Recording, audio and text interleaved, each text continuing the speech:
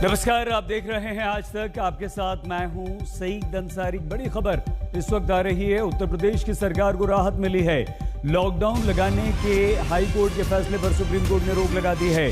High court के आदेश पर सरकार सर्वोच्च न्यायालय चली गई थी, लेकिन वहां सरकार को राहत मिली है। और राहत ये कि दरअसल उत्तर प्रदेश की सरकार ने दलील दी थी कि उत्तर प्रदेश में कोरोना के मामले तो बढ़े हैं, लेकिन सख्ती कोरोना के नियंत्रण के लिए जरूरी है। और सरकार ने कई सारे कदम उठाए हैं और आगे भी सख्त कदम हम उठाते रहेंगे।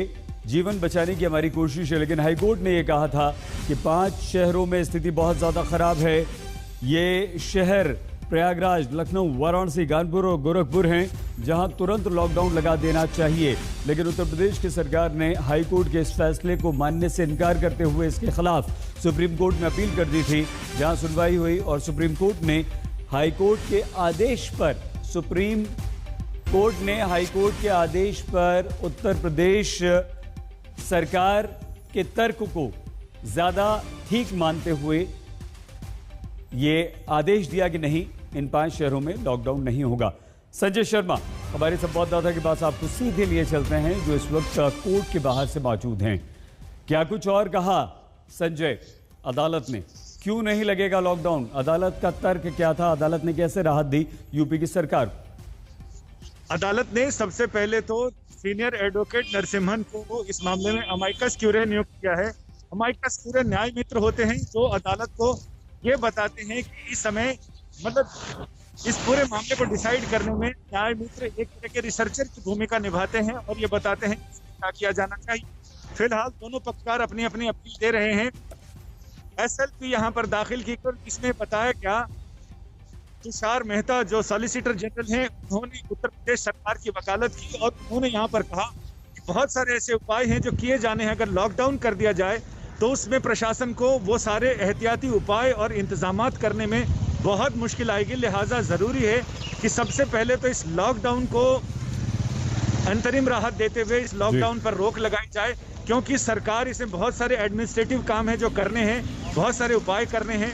तो सुप्रीम कोर्ट ने सबसे पहले तो सरकार की इस अपील को मानते हुए एक अमाइकस क्यूरे नियुक्त किया और साथ ही इस पर अंतरिम रोक लगाई है। इस पर अगले 10 दिन के बाद सुनवाई होनी है। तो ऐसे में उम्मीद की जाती है कि फिलहाल उत्तर प्रदेश सरकार ने जो सुप्रीम कोर्ट में कहा कि वो एहतियाती उपाय करने वाली है और उसके पास बहुत सारी ऐसी चीज़ें हैं जो करना ज़रूरी है। सिर्फ लॉकडाउन करने से तो सिर्फ लॉकडाउन होगा, बाकी और उपाय नहीं हो पाएंगे। सैनिटाइजेशन और बाकी अन्य चीज़ों के जो सप्लाई एसेंशियल चीज़ों की, उसको लेकर भी आशंका जताई गई। तो ऐसे में सुप्रीम कोर्ट ने उत्तर प्रदेश सरकार को बड़ी राहत देते हुए लॉकडाउन पर अंतरिम रोक तो लगा दी है, साथ ही इस मामले में अमाइकस क्यूरे की नियुक्ति करते हुए अगले सुनवाई तक के इसको टाल दिया है। जी बहुत धन्यवाद संजय शर्मा हमारे संवाददाता जानकारी दे रहे थे। कुछ देर और बने रहिए संजय, और बातचीत आपसे करेंगे, लेकिन बता दें हम आपको कि उत्तर प्रदेश की सरकार को ये बड़ी राहत मिली है। पूरा मामला आपको बता देते हैं। दरअसल उत्तर प्रदेश की सरकार की दलील है कि उत्तर प्रदेश में कोरोना के मामले बढ़े और सख्ती कोरोना के नियंत्रण के लिए आवश्यक है। सरकार ने कई कदम उठाए हैं, आगे भी कदम हम उठाते रहेंगे। जीवन बचाने के साथ आजीविका में बदल जानी है। ऐसे में शहरों में संपूर्ण लॉकडाउन अभी नहीं लगेगा। हाँ, लोग अपनी मर्जी से कई जगह स्वयं पाबंदी लगा रहे हैं। तो कोरोना के बढ़ते प्रकोप के बीच इलाहाबाद हाईकोर्ट ने यूपी के 5 शहरों में लॉकडाउन लगाने का आदेश दिया था। वाराणसी, कानपुर, गोरखपुर, लखनऊ और प्रयागराज में, जिस पर रोक लगा दी है इस वक्त सुप्रीम कोर्ट ने, और उत्तर प्रदेश सरकार को राहत मिली है। बंगाल में चुनाव चल रहा है, जबरदस्त प्रचार हो रहा है। अब पार्टियों ने वहां रैलियां नहीं करने, छोटी करने, कम करने का फैसला किया और कोरोना देश में सर उठा रहा है। गृह मंत्री अमित शाह से इन तमाम मुद्दों पर विस्तार से बात की है हमारी साथी अंजना ने। देखिए।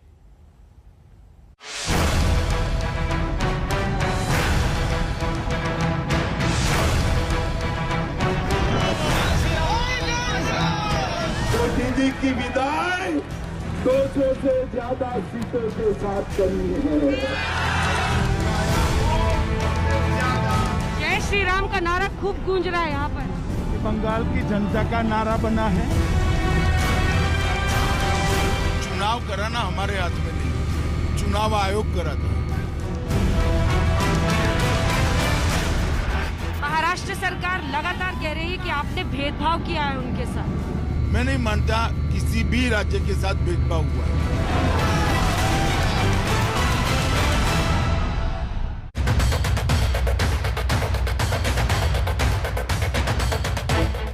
सर, जितनी चर्चा चुनाव को लेकर है उतनी ही अभी चुनाव प्रचार पर बहस छिड़ गई है।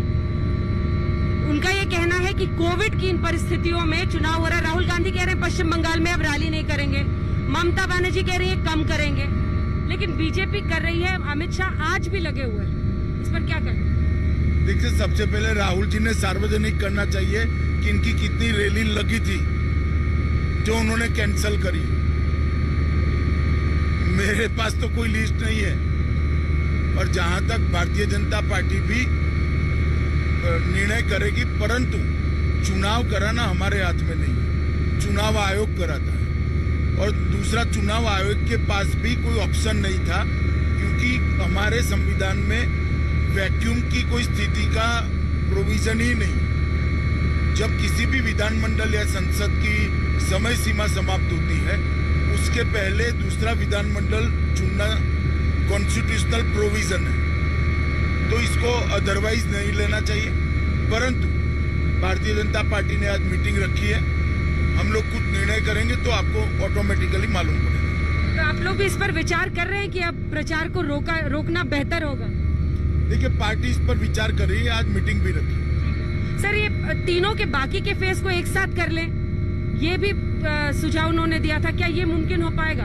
ये भी संभव नहीं है, क्योंकि किसी का भी प्रचार का जो अधिकार है वो छीन नहीं सकते। और हमारे संविधान ने प्रचार के लिए निश्चित दिन किए हुए कि मिनिमम इतने दिन प्रचार के लिए मिलने चाहिए। एक नैरेटिव बनाने के लिए आप कुछ भी कहते रहो, वो अलग बात है, परंतु संवैधानिक रूप से क्या है वो पहले देखना चाहिए। कोविड की परिस्थिति पर सर, बतौर गृह मंत्री आप कैसे नजर बनाए हुए हैं? क्योंकि जो खबरें देश भर से आ रही हैं, एक एक करके सब पे बात करेंगे। आपने ट्वीट भी किया है कि रेमडेसिविर ऑक्सीजन को लेकर, लेकिन सबसे पहले ओवरऑल कोविड की परिस्थिति पर क्या है आपके पास इनपुट अभी, और क्या आप जानकारी दें? देखिए, ये विशिष्ट प्रकार के वायरस का अनुभव आया है जो बहुत तेजी से फैलता है। आईसीएमआर और बाकी वैज्ञानिक संस्थाएं भी इस पर बहुत तेजी से काम कर रही है, जिससे जानकारी प्राप्त हो सके कि इसको कैसे कंट्रोल करना। परंतु जहां तक इंफ्रास्ट्रक्चर का सवाल है, इतनी तेजी से बढ़ने के बावजूद भी आज इंफ्रास्ट्रक्चर की बहुत कमी नहीं महसूस होती है। थोड़ा 1-2 दिन ऑक्सीजन का किल्लत का ध्यान में आया था, मगर अब इसकी ट्रांसपोर्टेशन की व्यवस्था ढंग से हो गई है। रेलवे ने ट्रायल ले लिए हैं और मुझे भरोसा है कि 2 दिन के अंदर ही ऑक्सीजन सब जगह पर्याप्त मात्रा में उपलब्ध होगा। जहां तक वैक्सीन का सवाल है, प्रधानमंत्री जी ने बहुत तेजी से कुछ निर्णय किए हैं, जैसे यूरोपियन यूनियन, अमेरिका, जापान और WHO ने जिनको परमिशन दी है, वो वैक्सीन को भारत में अब ट्रायल की जरूरत नहीं है, तो उनकी उपलब्धता बढ़ेगी। दूसरा, स्पुतनिक को भी मंजूरी अब मिल गई है, ट्रायल के बाद परमिशन मिल गई है, उनकी भी बॉटलिंग अब जल्दी ही शुरू होगी। और जो एक्सिस्टिंग 2 वैक्सीन है, इसकी मैन्युफैक्चरिंग बढ़ाने के लिए भी युद्ध स्तर पर काम हुआ है। हर राज्य सरकार और भारत सरकार भी तेजी से बेड की संख्या बढ़ा रहे हैं, ऑक्सीजन वाले बेड की संख्या भी बढ़ा रहे हैं, वेंटिलेटर वाले बेड की भी संख्या बढ़ा रहे हैं। भारत सरकार लगभग 25,000 वेंटिलेटर नए हर राज्यों को प्रोरेटा, जिसको जिसकी जरूरत है, स्थिति की गंभीरता को देखते हुए और देने जा रहा है। इसके सामने अभी लड़ने के लिए जब तक ये वायरस का प्रकार मालूम नहीं पड़ता, और कोई रास्ता हमारे पास है नहीं। हमने जो लाइन ऑफ ट्रीटमेंट तय हुई है, वही लाइन ऑफ ट्रीटमेंट यही वायरस को भी अभी तो अप्लाई होती है, तो उसी के आधार पर हमने आगे जाना पड़ेगा। इसके लिए जो इंजेक्शन है, दोनों इंजेक्शनों को हमने एक्सपोर्ट की परमिशन बैन कर दी, जिससे उपलब्धता भी बढ़ेगी और अच्छे से डिस्ट्रीब्यूट भी होगा। लेकिन क्या सर देरी हुई उसमें? क्योंकि 3 लाख तक केसेस होने, पिछली बार जब पहली लहर आई थी तो 1 लाख के आसपास केसेस थे। आप दिल्ली में थे, आप बहुत एक्टिव थे, आप दिल्ली की परिस्थिति को देख रहे थे। इस बार केसेस 3 लाख तक पहुंच गए हैं। ऑक्सीजन की किल्लत की महाराष्ट्र सरकार, अरविंद केजरीवाल, ममता बनर्जी सब रो रहे हैं। सबका कहना है ऑक्सीजन की जबरदस्त किल्लत। क्या देरी हुई पूरी सिचुएशन को मैनेज करने में? देखिए, ऑक्सीजन की किल्लत का अगर किसी ने पॉलिटिकल रोना धोना है तो मैं इसको रोक नहीं सकता, परंतु मेरे पास सटीक आंकड़े हैं। डिमांड सप्लाई का गैप बहुत नैरो हुआ है मगर कमी नहीं हुई, और अब ट्रेन की व्यवस्था होने के बाद इसको भी 1-2 दिन में भी सभी जगह पर्याप्त मात्रा में रिसोर्स स्टॉक भी हो जाएगा। वैक्सीनेशन, महाराष्ट्र सरकार लगातार कह रही है कि आपने भेदभाव किया है उनके साथ। गुजरात को उतने ही वैक्सीन 1 करोड़ 5 लाख दिए और उनको 1 करोड़ 6 लाख। देखिए, वैक्सीनेशन में महाराष्ट्र सरकार ने एक तो शुरू ही 3 दिन लेट करा, और जिस राज्य ने जितने कंज्यूम करे इसकी एवरेज के हिसाब से सप्लाई हो रहा है। मैं नहीं मानता किसी भी राज्य के साथ भेदभाव हुआ है, और महाराष्ट्र में भी जो बोल रहे हैं वो दूसरे तीसरे दर्जे के पत्र प्रवक्ता बोल रहे हैं, महाराष्ट्र सरकार ने ही बोल रही। और वैक्सीनेशन, दोनों वैक्सीन जरूरी मात्रा में उपलब्ध कराए गए। दुनिया में सबसे तेज वैक्सीनेशन अगर कहीं पर हुआ है तो भारत में हुआ है। अमेरिका और इंग्लैंड से भी तेज वैक्सीनेशन हमने की है। हम उनसे पीछे थे, वैक्सीन हमारी आते आते थोड़ा समय ज्यादा लगा, परंतु वैक्सीन देने के दिन को गिने तो हम सबसे तेज वैक्सीनेशन। सर, हॉस्पिटल बेड्स को लेकर मेरा अगला सवाल है, क्योंकि आप सोशल मीडिया पर जितने लोगों को फोन कॉल आ रहे हैं, बस ये आ रहे हैं बेड नहीं मिल रहा है। दिल्ली की जगह सर लोग जयपुर जा रहे हैं बेड्स के लिए, अलग अलग शहरों में कहीं पर बुकिंग मिल जाए। क्या इसकी व्यवस्था में देरी हो गई पहले से, जो हमने पहली बार किया था?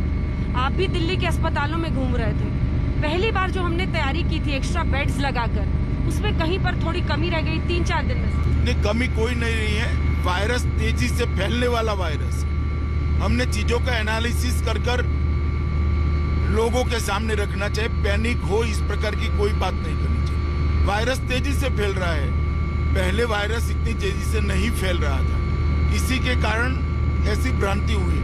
मगर बेड की भी कमी नहीं है, उपलब्ध पर्याप्त मात्रा में उपलब्ध है। DRDO भी अभी एक अस्पताल बना रहा है, दूसरे जगह पर भी भारत सरकार 2000 बेड इंगित करने जा रही है, जो दूसरे प्लान ऑपरेशन सारे बंद कर दिए गए हैं। मैं नहीं मानता कि इस प्रकार की केओटिक सिचुएशन होगी। कोविड से जुड़ा आखिरी सवाल रेमडेसिविर को लेकर, रेमडेसिविर की कमी की भी परेशानी पूरे देश में सामने आई, उसको लेकर क्या जानकारी? देखिए, इसको मेडिकल एडवाइस से ही लेना चाहिए। मेरा सभी को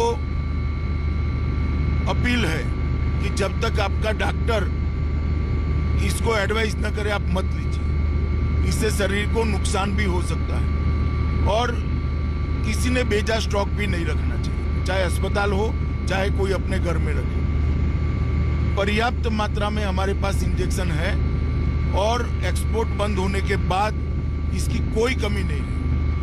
चलिए, अब हम उम्मीद करेंगे कि आप वापस एक्शन में, दिल्ली में जाने के बाद एक्शन में आ जाएंगे कोविड सिचुएशन पर। मैं एक्शन में ही हूँ। कम्युनिकेशन के इस जमाने में सुबह बड़े सवेरे से 4 घंटे बिल्कुल हर चीज का मैं ध्यान रखता हूँ, और दिल्ली में भी 4 दिन रहता हूँ, 2 दिन यहाँ आता हूँ। सर, अब आते हैं जरा पश्चिम बंगाल पर और ममता बनर्जी पर। ममता बनर्जी ने शुरू से, जिस तरह से अभी प्रचार चल रहा है, अब उन्होंने कहा है कि आप सबसे ज्यादा टारगेट पे आप रहते हैं। सेंट्रल फोर्सेस कूच बिहार के मुद्दे पर, वहां से जो उनका ऑडियो टेप बाहर आया, उस पर मेरा सवाल है, क्या मुख्यमंत्री ममता बनर्जी के आरोप पे दम है कि गृह मंत्री उनका फोन टेप करा रहे हैं? ये उनका आरोप है सर। इनके पास इतनी बड़ी एजेंसी है, इतनी बड़ी सरकार है, वो जांच कर ले। अगर वो असमर्थ है तो हमें दे दे, हम जांच कर कहेंगे किसने टेप करा है। आप जांच करने को तैयार हैं कि कितने उनका टेप लीक किया है? बिल्कुल तैयार है, वो हमें लीक कर दे, हम CBI से जांच करवा लेंगे, तुरंत बाहर आ जाएगा किसने करा है। सीबीआई तो वो कहती है सर सरकार का तोता है। तो वो खुद करा ले और आरोप करने की जगह तथ्य जनता के सामने रखे। सवाल टैप किसने कराया है वो भी महत्वपूर्ण है, मगर इससे महत्वपूर्ण सवाल है कि वो क्या बोली। अगर आप किसी भी दुर्भाग्यपूर्ण व्यक्ति की मृत्यु होती है, उसको अंतिम संस्कार मत करना, मैं ट्रक में रखकर जुलूस निकालना चाहती हूँ। मैं मानता हूँ ये राजनीति, इतनी ओछी राजनीति भारत में मैंने कभी नहीं। 5 लोगों की मौत की जांच, ये मामला कैसे आगे बढ़ेगा? देखिए उन्होंने आनंद बर्मन और वो जो 4 वहां बचे, उन्होंने 5 लोगों की जांच ऑर्डर ही नहीं की है, 4 लोगों की ही करी है। हमारी डिमांड है 5वें की भी जांच करो, सिर्फ आपकी वोट बैंक की क्यों चिंता करी? तो आनंद बर्मन की जांच के लिए कोई पहल आप करेंगे क्या? देखिए स्वाभाविक रूप से हमारी सरकार बनने जा रही है। हमारी सरकार बनने के बाद जितने भी लोगों की भारतीय जनता पार्टी या किसी भी राजनीतिक दल के कार्यकर्ता की हत्या हुई है, सबकी जांच होगी और ये न्यूट्रल जांच के आधार पर जो कोई भी दोषित पाए जाएंगे उन पर कानूनी कार्यवाही। सर बीजेपी को वो ऑडियो टेप मिला कैसे? फिर वो कहां से आप लोगों को मिला सर? बीजेपी को नहीं मिला है तो कब का वायरल हो चुका था। हमने प्रेस कॉन्फ्रेंस सिर्फ करी। क्योंकि पार्टी के नेता और आपके जो सोशल मीडिया मैनेजर्स हैं उन्होंने ट्वीट किया, तो परखा कैसे उसको? क्या सोशल मीडिया पे वायरल हुआ उसके बाद परखा? नहीं, हमारी प्रेस कॉन्फ्रेंस के 3 घंटे पहले ये वायरल हो चुका और वहीं से उठा के फिर पार्टी ने इसको ट्वीट किया। स्वाभाविक है। उनका कहना है कि नरसंहार कराया है गृह मंत्री ने केंद्रीय बलों के जरिए, उन्होंने इसी शब्द का इस्तेमाल किया। देखिए वो कुछ भी कहे, 6 दिन पहले उन्होंने ही वहां भाषण किया था कि सीआरपीएफ को घेर लो, उनके हथियार छीन लो। अगर शायद वो भाषण न करती तो ऐसी नौबत ना आती। ममता बनर्जी जिस तरह की अब यहाँ पर जय श्री राम का नारा जो कि आपने बंगाल में बड़े पैमाने पर हर जगह इस्तेमाल किया, उसके मुकाबले वो जय बांग्ला लाती हैं। वो कहती हैं कि ये तो ढोकला आप खाओ, रसगुल्ला मैं ही खाऊंगी। मतलब जो बांग्ला अस्तित्व का मुद्दा है उसको वो रेस कर रही है। तो इसको कैसे लिंक करेंगे आप और क्या जवाब होगा इसमें? बंगाल की जनता लिंक कर चुकी है। जय श्री राम का नारा यहाँ की अव्यवस्था के खिलाफ रोष का प्रतीक है। यहाँ राजनीतिक हिंसा के खिलाफ रोष का प्रतीक है। यहाँ गरीबी और बेरोजगारी के खिलाफ रोष का प्रतीक है। यहाँ होने वाली घुसपैठ के खिलाफ रोष का प्रतीक है। यहाँ पर सीएए को रोकने का जो ममता ने ऐलान करा है, इसके कारण शरणार्थियों को नागरिकता नहीं मिलती है, इसके प्रति रोष का प्रतीक है। और यहाँ पर जो तुष्टीकरण की राजनीति हो रही है, इसके खिलाफ रोष का प्रतीक है। 2 मई आ जाने दीजिए, सब दूध का दूध पानी का पानी हो जाए। सर जय श्री राम को आपने एक एक्सपेरिमेंट के तौर पर बंगाल में इस्तेमाल किया, क्योंकि लोग मानते थे कि यहाँ पर काली माँ की पूजा होती है, यहाँ पर जय बांग्ला बोला जाता है, और हम ये यूपी बिहार और नॉर्दर्न इंडिया का ज्यादा माना जाता था। उसकी स्वीकार्यता के बारे में आप इतने कॉन्फिडेंट क्यों, कैसे थे और क्यों थे?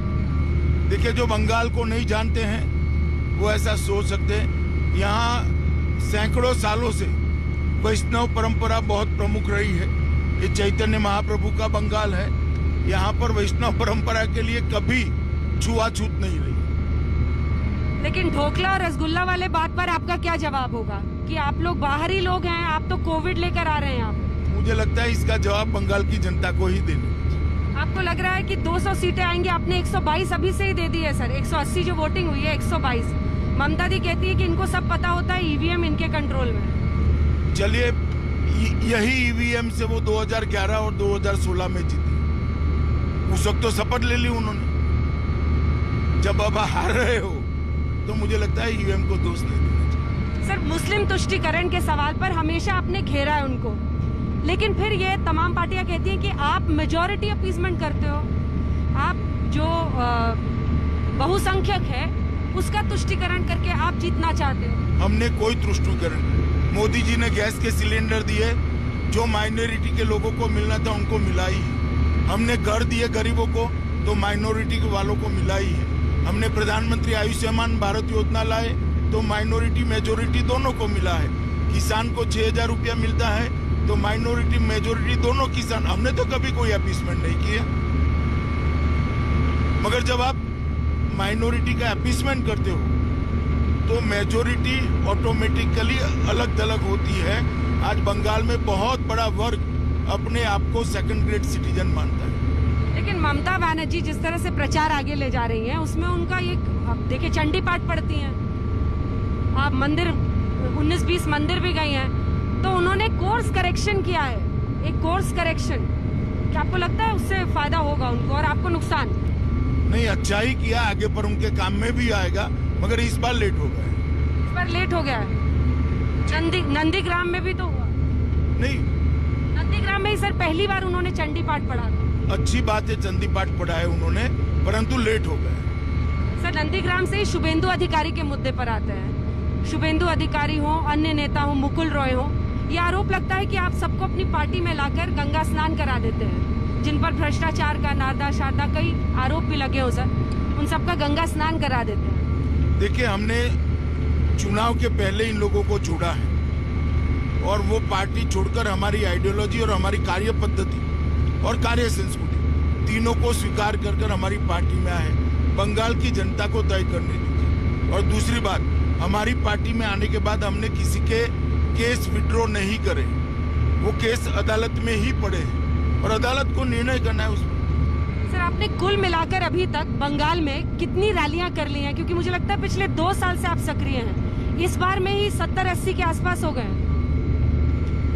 मैं तो 2016 से बंगाल में आता हूं और मुझे लगता है कि इस बार बहुत बड़ा परिवर्तन होने जा रहा है। बंगाल अमित शाह जी के लिए इतना इम्पोर्टेंट क्यों है? इस पर लोग सवाल उठाते हैं, क्योंकि इतना सक्रिय हम लोगों ने बिहार में आपको नहीं देखा था सर इस बार चुनाव में, लेकिन इस बार बंगाल में आपने एकदम डेरा है। मैं हर बार चुनाव में एक्टिव होता हूं। बिहार में मैं बीमार था, परंतु बंगाल एक बॉर्डर स्टेट है और यहाँ पर जिस प्रकार से देश की सुरक्षा के साथ खिलवाड़ हो रहा है, मुझे लगता है पूरे देश ने इसको गंभीरता से लेना चाहिए। जिस प्रकार से घुसपैठ हो रहे, गौ तस्करी हो रही, शस्त्रों की तस्करी हो रही, नारकोटिक्स की तस्करी हो रही, ये बहुत गंभीर समस्या है। बंगाल नॉर्थ ईस्ट का भी एंट्री है। 7 देशों की सीमाएं नॉर्थ ईस्ट और बंगाल को छूती हैं और बंगाल में जो दारुण गरीबी है, भयंकर बेरोजगारी है, महिलाओं की असुरक्षा है और राजनीतिक हिंसा चरम सीमा पर। मैं मानता हूं बंगाल के अंदर परिवर्तन जितना जरूरी है शायद ही किसी राज्य में हो। सर आपने घुसपैठ को भी बहुत बड़ा मुद्दा बनाया था।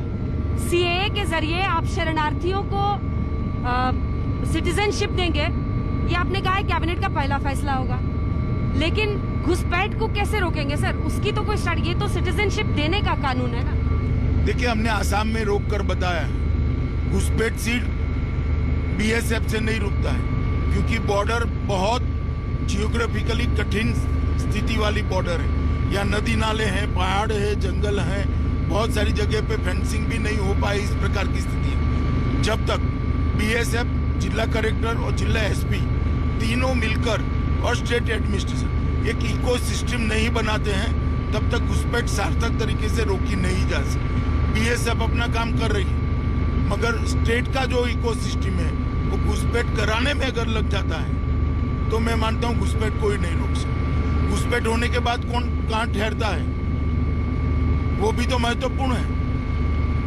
और यहाँ पर अगर भारतीय जनता पार्टी की सरकार बनती है तो आसाम की तर्ज पर हम एक ऐसा इको सिस्टम बनाएंगे जो घुसपैठ को काफी मात्रा में कर्टेल करेगा। सर मतुआ समुदाय को आपने बहुत अच्छे तरीके से उस पूरे इश्यू को उठाया है, लेकिन उनका कहना है टीएमसी का, और उस बात में दम है, वो कहते हैं कि शांतनु ठाकुर सांसद है ना बीजेपी से, अगर वो सिटीजन नहीं है तो सांसद कैसे हैं? तो आप उनको सिटीजनशिप का जो लालच दे रहे हो उसमें क्या बात? देखिए, ढेर सारे लोग हैं जो सिटीजन नहीं है, और अगर इतना ही है तो दीदी विरोध क्यों कर रही है? अगर सब सिटीजन है तो किसी को बनना ही नहीं है, विरोध करने का क्या कारण है? नहीं बनेगा कोई। प्रिया ठाकुर के परिवार से जो बहू है सर उनकी, उन्होंने कहा कि मतुआ तो आपने रिलीजन डाला ही नहीं है उसमें कानून में, आपने हिंदू डाला है, सिख्स डाला है, जो बाकी माइनॉरिटीज डाले हैं, आपने मतुआ को अलग से नहीं डाला है। हम हिंदू नहीं है, हम तो सनातनी हैं। देखिए, जो संविधान ने व्याख्या करी है वो व्याख्या के हिसाब से सभी लोग बन सकते हैं और उन सबको सिटीजनशिप, सनातनी भी बन सकते हैं। उनको भी सिटीजनशिप मिलेगा। सर, अगला सवाल जरा मैं आती हूँ ये बड़ी पिक्चर पर, क्योंकि पश्चिम बंगाल के चुनाव ने सेंटर वर्सेस स्टेट की लड़ाई छेड़ दी। ममता बनर्जी कहते हैं इलेक्शन कमीशन आप कंट्रोल करते हैं, 8 फेजेस में चुनाव करना आपने कंट्रोल किया, सेंट्रल फोर्सेस बूथ पर उनके कार्यकर्ताओं को रोकता है, सेंट्रल फोर्सेस जो कूच बिहार का इंसिडेंट हुआ, तो एक बड़ी लड़ाई छिड़ी है सेंटर वर्सेस, जिसमें वो ये कह रहे हैं कि सारे इंस्टीट्यूशंस आपकी मुट्ठी में हैं, आप उन कठपुतली हैं। ममता दीदी को मालूम नहीं है, जब चुनाव होता है तो सेंट्रल पैरामिलिट्री फोर्सेस एमएचए के मैंडेट पर नहीं चलते, चुनाव आयोग के मैंडेट। वैसे तो वही आर्गुमेंट को एक्सटेंड करे तो डिस्ट्रिक्ट मजिस्ट्रेट उनके पास है, एसडीएम उनके पास है, स्टेट पुलिस इनके पास है, पर्ची बटने वाला पटवारी उनके पास है, चुनाव कराने वाले शिक्षक उनके पास है। क्या इस तरह से सोच होती है? लोकतंत्र में संविधान की स्कीम पर भरोसा रखना पड़ता है। जब जीतते हैं तो सब कुछ अच्छा है, जब हारते हैं तो दुनिया बेगानी हो गई है। ये अप्रोच ठीक नहीं। 200 सीट के पार वो आपका अभी भी भरोसा बना हुआ है? 200 सीट के पार जाएंगे, अभी भी भरोसा बना हुआ है? निश्चित रूप से हम 200 से ज्यादा सीटों के साथ सरकार। और मुख्यमंत्री वही बोलेंगे आप बंगाल पुत्र, या कुछ हिंट देंगे हमें कि कौन बन सकता है? नहीं, मुख्यमंत्री बंगाल का ही धरती पुत्र बने। तो चलिए, नमस्कार, मैं हूं अंजना ओम कश्यप। हमें उम्मीद है ये वीडियो आपको पसंद आया होगा। लेटेस्ट खबरों के लिए यूं ही देखते रहिए आज तक, और इस वीडियो के पसंद आने पर लाइक, शेयर एंड सब्सक्राइब करना ना भूलें।